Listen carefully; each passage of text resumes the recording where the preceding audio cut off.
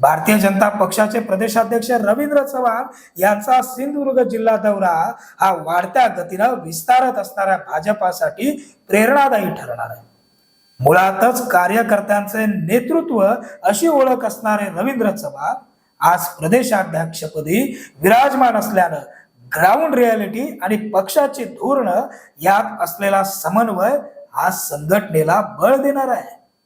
सिंधुदुर्ग जिल्हा लोकसभा आणि विधानसभेसाठी बालेकिल्ला बनवताना त्या आंगणेवाडीच्या जत्रेच्या वेळी भाजपाच्या महाशिबिराचं महाआयोजन, त्याचं चोख नियोजन आणि त्यानंतर वर्षभरानंतर त्याचे दिसणारे निकाल ही सगळी कमाल रवींद्र चव्हाण यांच्या नेतृत्वाची होती।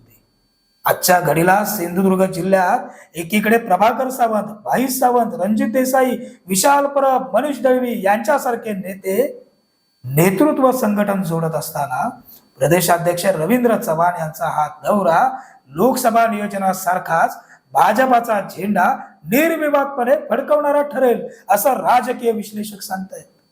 आज जिल्ह्यात विरोधक पूर्णपणे नेस्तनाभूत झाल्यावर आता कोट्यावधीच्या विकास निधीमुळे जनतेच्या मनात विश्वास निर्माण करण्याचं काम भाजपा संघटन हे प्रदेशाध्यक्ष रवींद्र चव्हाण यांच्या नेतृत्वात करत आहे।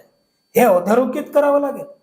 आता या यशाच्या पायावर उभं राहून सिंधुदुर्ग भाजपाला आणखी बळ देण्यास सज्ज झालाय।